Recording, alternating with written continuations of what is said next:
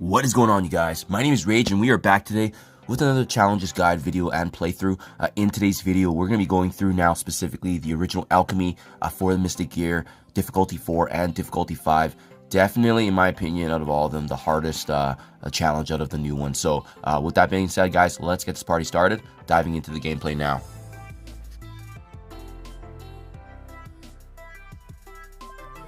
Now, for this first difficulty, guys, being level 4, I do highly recommend the Darkhold team, just because I seem to find that they were the best in terms of synergy, and they got through just really well. If you're able to utilize all 5 characters of them, having the synergy, it's going to allow us to be in control, and they have excellent damage. So starting things off, you're going to find that there's going to be a little RNG involved in the sense that Mr. Sinister might clone someone on your team that's really good, such as Morgan Le Fay. So that's something we have to deal with, but thankfully he actually did clone Wong, so not a big deal there. By activating Morgan Le Fay's ultimate, it really sets the tone here in terms of inflicting some negative conditions on their end. But you can see we're also up against Gambit that's going to be constantly harassing us, and as well as the Infinity Watch mixture here. So what I would recommend then, when you get a chance, is to activate Agatha Harkness' ultimate, applying some more negative conditions there, but we'll have Scarlet Witch here as well, in being able to heal and as well as extend negative conditions. We have to go ahead and do that just to make sure that they stick a little longer. Their clone Wong goes down, and the priority target now is going to be taking down Gambit, just because he has the passive attacks, and we want to get him out of the way as soon as possible. But also the Infinity Watch that has really good support on their end. We'll just continue along here.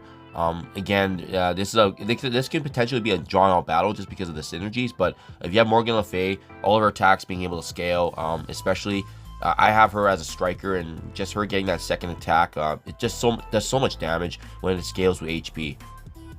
So you can see now finally Gambit goes down, and in this initial wave, that's really the priority target, right? So at this point now, you can balance some abilities, being able to stun, and as well as generating ability energy in for preparation for the next wave here. But you can see, yeah, we're doing pretty good. Trying to utilize Morgan Le Fay's abilities as much as possible. I opted to focus on Phyla-Vell just because she is tankier out of this mixture, and we generally don't care. We leave tankier characters like Adam Warlock and Mr. Sinister here, but Phyla-Vell and Moondragon both have supportive capabilities, hence why we want to make sure that they don't stick around too long, especially because they have a heal as well and barrier. So seeing that Mr. Sinister was weaker, I opted to just focus on him. But we'll go ahead now, and what we're going to do is with Morgan Le Fay's ultimate, we're actually going to save it for the next wave because we know it's upcoming.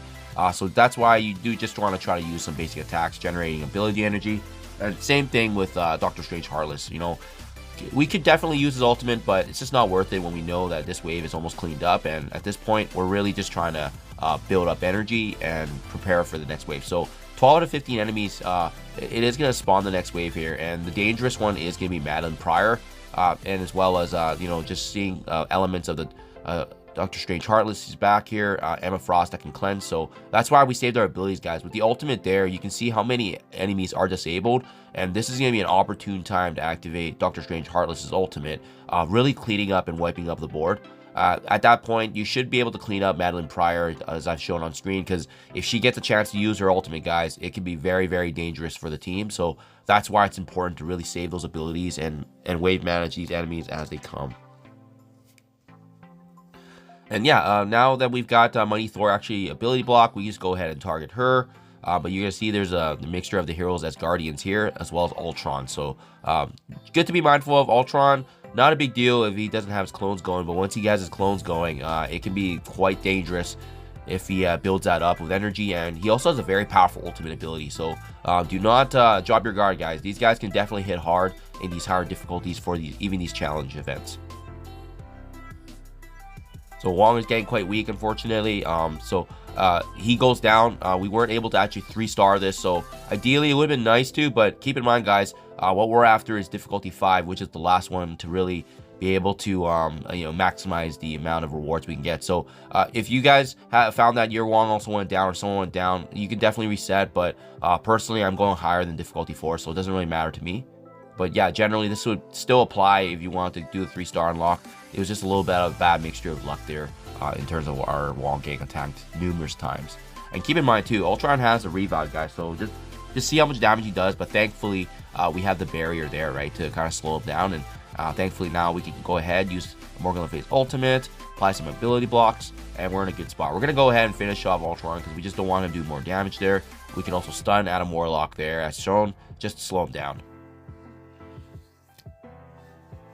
And then at this point, guys, if it's down to these three, it's pretty much smooth sailing. You can pretty much consider it a lock. We'll go ahead now and just finish off these guys. Loki would have been a good one to prioritize too, but again, all the other enemies like Ultron have to be taken down first. So there we go. And now that should just leave Valkyrie at the very end, and not a big deal if we leave her, just because she can't do much without her heroes Asgardians team. There you guys have it. 2 stars, it would have been nice to get 3, but that's how you get through difficulty 4. A little bit of luck, but you can definitely amass the materials there. Let's dive in now to level 5. Now, I won't lie, guys. For this next node here, this one's going to take a lot of RNG at the beginning. So I actually have the mixture of the Eternals, Cersei and Icarus, Doctor Doom in the center, Morgan Le Fay, and Agatha Harkness to the side. And you'll see why. From the get-go, their Agatha Harkness is going to activate their ultimate to disable both Cersei and Icarus. And may or may not go, but Madeline Pryor may attack us with her ultimate, and it could actually right there wipe your team. So what we are waiting for right there is the moment that they had a basic attack on us. It hit Doctor Doom, which passed the 50% health threshold, and now activating his ultimate to actually cleanse both Cersei and Icarus.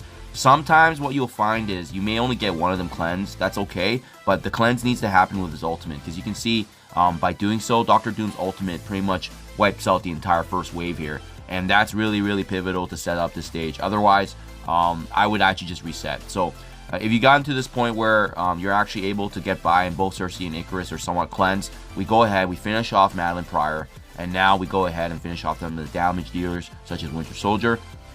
Save your abilities, guys. If you notice, I have not used any of Agatha Harkness's abilities on my team yet, because all of this is going to get utilized in the second and third wave. Once the second wave actually spawns with Sunfire, Cersei, and Ultron, this is the other pain point, but that's why I saved Icarus's ultimate there, because not only did we want to turn rewind, do additional damage, but also now we can use some of his abilities for this wave to actually compound, right? So I would finish off Agatha Harkness now, and now the key priority target is going to be Sunfire. And how the turn meter works out is that we can actually save either Morgan Le Fay's abilities, or we can save Cersei's stun for the enemy Cersei. So I wouldn't worry too much about stunning anyone just yet, except when it comes to Cersei's turn. She does have to be controlled. So we'll go ahead, now that we see Agatha having her turn before Cersei, we'll go ahead and activate her special to stun Cersei. But we're going to want to focus and finish off Sunfire, because him, as well as Ultron, they just have some really powerful abilities that can one-shot us. So that's why we need to control them strategically, and we're okay with stunning Cersei and just waiting until those other two are taken care of. So now, Sunfire down, we go ahead, we just focus everything on Ultron. That's the game plan here. He goes down, and you can see that's a great example of what could have happened there. Thankfully, Ultron's ultimate actually landed on Icarus that had the death proof, but in the second life. But otherwise, it could have just taken us away, taken us the 3 stars out of there. So I mean, that's why it's so dangerous and needing to control. Now that we've seen Ultron's turns coming back up, we'll go ahead, use some basic attacks there. I know I can probably finish him off without any ability, so that's what I do there. Ultron down. Now we can actually focus Cersei. So just when you think everything's done and everything is good to go, this last wave is also something to actually need to be mindful of as well, because you can see our Icarus is getting quite weak. We really want the 3 stars here, so that way we can auto win and never do this again. But you'll see another problem point in this last and final wave. Gambit always having his pinged attacks, Icarus, and as well as Deathpool.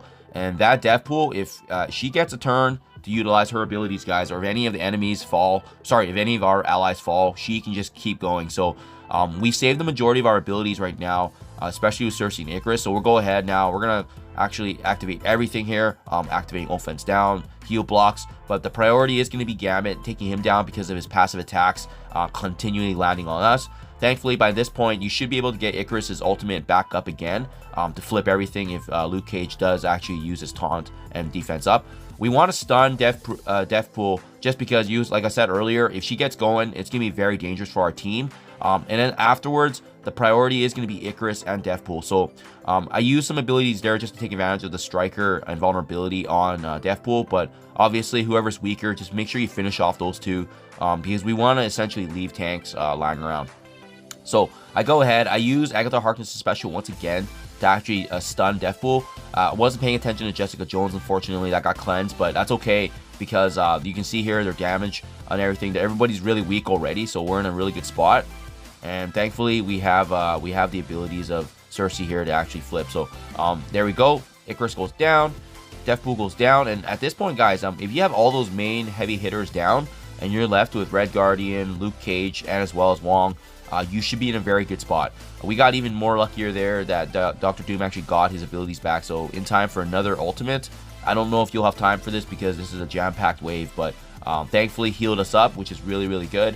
And now we're in a good spot, guys. We'll go ahead, clean this up, but it goes without saying, guys, it must have taken me like 10 to 15 resets to actually get the right RNG. You'll see in the initial, you'll find out in the first 5-10 seconds of the attempt if it's gonna be worthwhile, because if your team gets wiped out by Madame Pryor's ultimate, just go ahead and reset. We basically want to time it so that we have to be able to use Dr. Doom's ultimate right from the very beginning. That's really how you set up this this node, guys. So definitely one of the harder challenges. I hope this video was able to help.